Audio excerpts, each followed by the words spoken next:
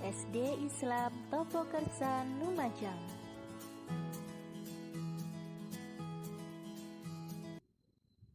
Assalamualaikum warahmatullahi wabarakatuh. Selamat pagi anak-anakku. Bagaimana kabar kalian hari ini? Ustazah harapkan semoga kalian selalu dalam keadaan sehat walafiat. Baik anak-anakku, hari ini kita akan belajar tema 2 Persatuan dalam Perbedaan, subtema 1 Rukun dalam Perbedaan, PB 4, 5, dan 6. Bersama saya, Ustazah Eva. Baik anak-anakku yang soleh-solehah, sebelum kita memulai pembelajaran hari ini, marilah kita membaca basmalah bersama-sama. Bismillahirrahmanirrahim. Semoga pembelajaran kita hari ini mendapatkan berkah dan bermanfaat. Tujuan pembelajaran kita hari ini yaitu yang pertama, memahami cara tumbuhan menyesuaikan diri. Yang kedua, mampu menuliskan informasi penting dalam bentuk peta pikiran.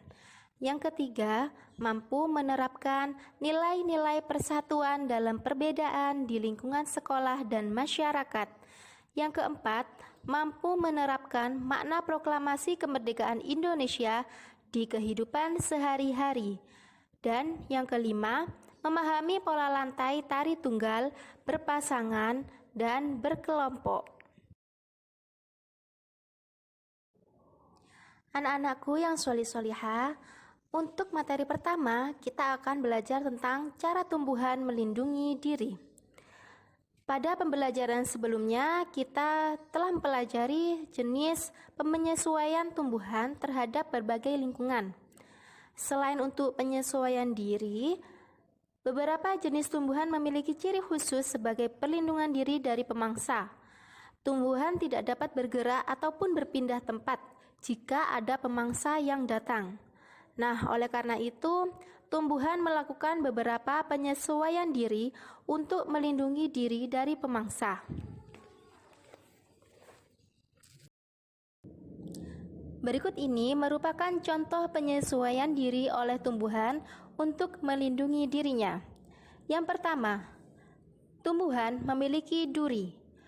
Beberapa tumbuhan memiliki duri pada batang atau buah untuk melindungi diri dari pemangsa.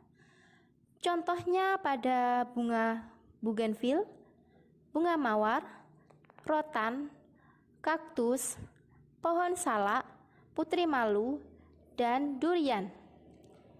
Ada pula tumbuhan yang memiliki duri pada buahnya, yaitu pada buah durian dan buah nangka. Yang kedua, memiliki rambut halus. Beberapa tumbuhan ada yang memiliki rambut halus seperti pada pohon jagung, pohon bambu, dan tebu. Dalam hal ini, rambut halus tersebut disebut dengan gelugut yang terdapat di permukaan batang maupun daunnya. Salah satu fungsi rambut halus tersebut adalah dapat menimbulkan rasa gatal apabila disentuh oleh pemangsa. Selanjutnya, yang ketiga adalah daun yang tajam. Tumbuhan yang memiliki daun yang tajam ini yaitu nanas, lidah buaya, dan kaktus, di mana tumbuhan tersebut memiliki daun yang tajam dan berduri di bagian tepinya. Hal ini juga bertujuan untuk melindungi diri dari pemangsa. Yang keempat, tumbuhan menghasilkan getah. Antara lain yaitu sawo, pepaya, pohon karet, pohon mangga, tumbuhan patah tulang, dan nangka yang apabila menghasilkan getah jika tergores.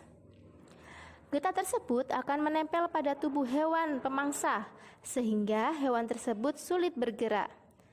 Pada beberapa tumbuhan, getahnya juga dapat menyebabkan perih pada kulit sehingga hewan-hewan tidak berani untuk memakannya. Selanjutnya yang kelima yaitu tumbuhan yang menghasilkan racun. Contoh tumbuhan yang menghasilkan racun adalah tumbuhan jarak dan tumbuhan kecubung. Buah jarak mengandung racun yang dapat mematikan bagi hewan yang memakannya. Nah, tumbuhan kecubung juga mengandung racun.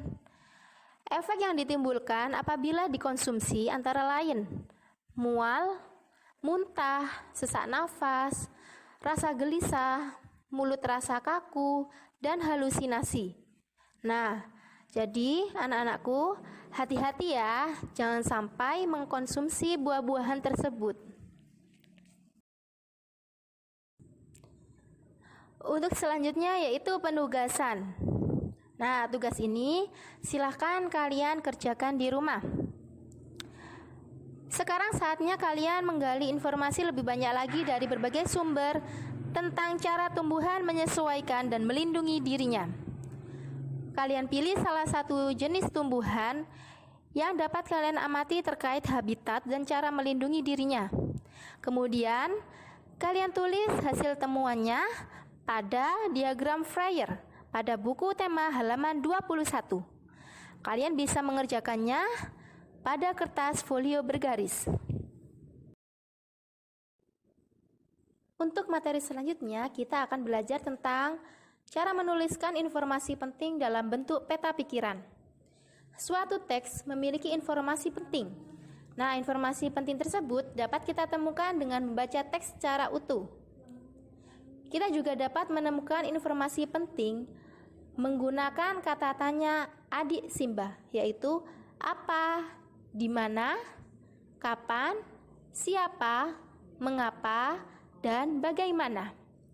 Dengan membuat pertanyaan menggunakan kata tanya dan mencari jawaban dari pertanyaan tersebut, kita akan lebih mudah menemukan informasi penting. Nah, informasi penting yang sudah kita temukan dapat kita sajikan dalam bentuk peta pikiran. Peta pikiran membuat kita lebih mudah memahami dan mengingat informasi penting yang terdapat dalam suatu teks. Nah, selanjutnya untuk tugas kalian di rumah, silahkan kalian baca teks bacaan yang berjudul Proklamasi Kemerdekaan Indonesia pada buku tema 2 halaman 22-23. Kemudian, buatlah peta pikiran berdasarkan teks bacaan tersebut. Silahkan kalian kerjakan pada LK yang sudah disediakan. Baiklah anak-anakku, untuk materi selanjutnya kita akan belajar tentang nilai-nilai persatuan dalam perbedaan di lingkungan sekolah. Keberagaman yang ada di Indonesia merupakan kekayaan negeri kita. Contohnya, keberagaman yang ada di Indonesia antara lain keberagaman suku bangsa, budaya, dan agama. Untuk menjaga semangat persatuan di tengah-tengah perbedaan yang ada, kita perlu memupuk sikap peduli, sikap toleransi, dan mendahulukan kepentingan bersama. Ada banyak penerapan nilai-nilai persatuan di sekolah. Nah, berikut ini merupakan contoh kegiatan persatuan dalam perbedaan di sekolah. Yang pertama, membantu teman yang kesulitan memahami materi. Yang kedua, melakukan piket kelas bersama. Yang ketiga, bermain bersama teman tanpa membeda-bedakan. Dan yang keempat, mengumpulkan sumbangan untuk teman yang sedang terkena musibah. Ada manfaat yang kita peroleh apabila kita menerapkan nilai-nilai persatuan dalam perbedaan di sekolah. Antara lain, yang pertama yaitu suasana belajar di kelas menjadi nyaman. Persahabatan dengan teman semakin erat. Dan yang terakhir, dapat membangun kekompakan antar teman.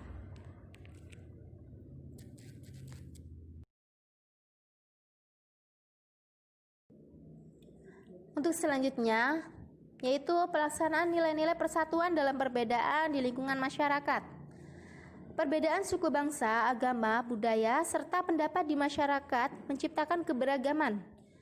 Keberagaman menjadikan masyarakat kita semakin kaya dan dapat saling belajar. Perbedaan yang disatukan dalam kerukunan dapat menjadi kekuatan sebuah bangsa. Nah, inilah alasan mengapa kerukunan penting untuk menciptakan persatuan. Rukun berarti bersedia memahami dan menerima perbedaan di sekitar kita. Nilai-nilai persatuan dan perbedaan perlu diterapkan dimanapun kita berada, baik di rumah, di sekolah, maupun di masyarakat. Di lingkungan masyarakat, kita perlu mempersiapkan rasa peduli. Kita harus membantu tetangga ataupun kawan kita yang memerlukan bantuan, meskipun kita berbeda suku ataupun agama. Kita juga perlu bersikap toleran di lingkungan masyarakat.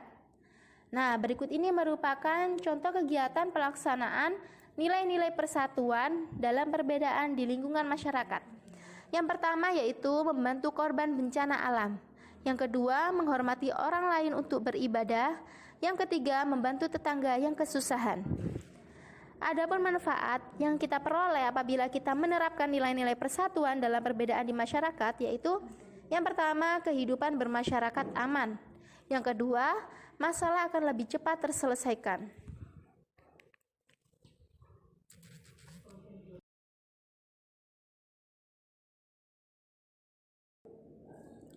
Untuk selanjutnya, yaitu kita akan belajar tentang penerapan makna proklamasi kemerdekaan Indonesia.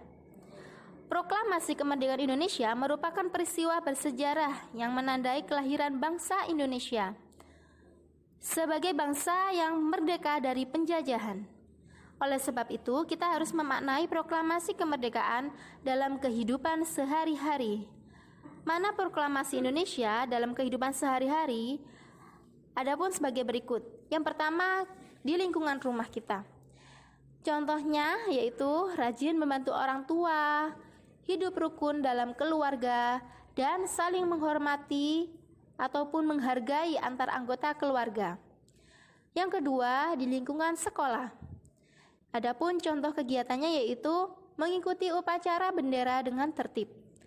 Yang kedua, mengikuti kegiatan pramuka di sekolah dan toleransi kepada teman yang berbeda suku maupun agama. Yang ketiga, di lingkungan masyarakat, yaitu seperti bersatu menjaga kerukunan bangsa, bekerja sama pada setiap kegiatan yang ada di lingkungan masyarakat, dan selanjutnya mengutamakan kepentingan bersama.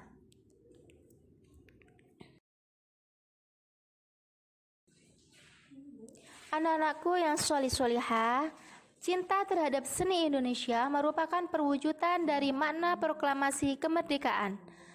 Dalam mewujudkannya, kalian membutuhkan kerjasama dengan orang lain. Indonesia memiliki ragam tarian yang sangat indah. Keragaman tersebut menambah kekayaan Indonesia yang luar biasa. Nah, sebelumnya kita sudah belajar tentang pola lantai tarian daerah. Kita selanjutnya akan belajar tentang bentuk penyajian tari.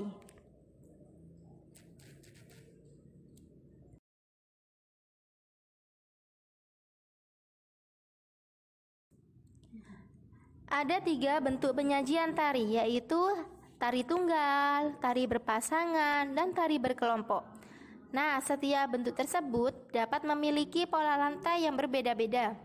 Nah, selanjutnya mari kita bahas bersama-sama. Yang pertama yaitu tari tunggal. Tari ini tari yang dilakukan oleh satu orang penari ataupun banyak penari secara bersama-sama. Pola lantai untuk tari tunggal dapat berbentuk pola horizontal, vertikal, atau diagonal.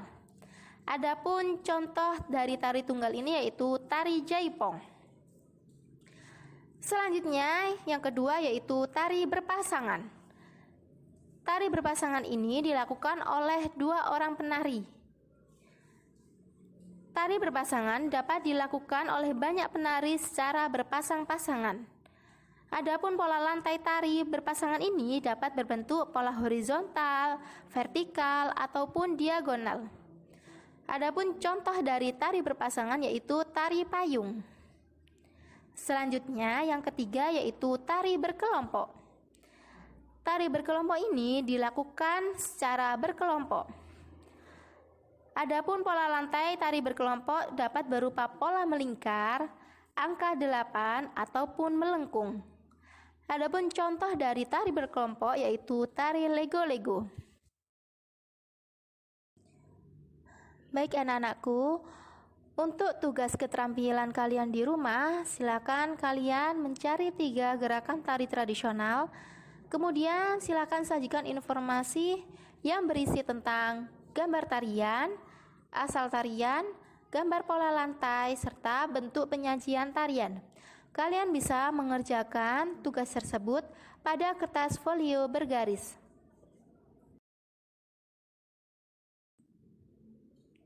Alhamdulillahirrabbilalamin. Pembelajaran kita hari ini telah selesai. Semoga pembelajaran kita bermanfaat dan selalu tetap jaga kesehatan ya anak-anakku. Terima kasih. Demikian dari Ustazah. Wassalamualaikum warahmatullahi wabarakatuh.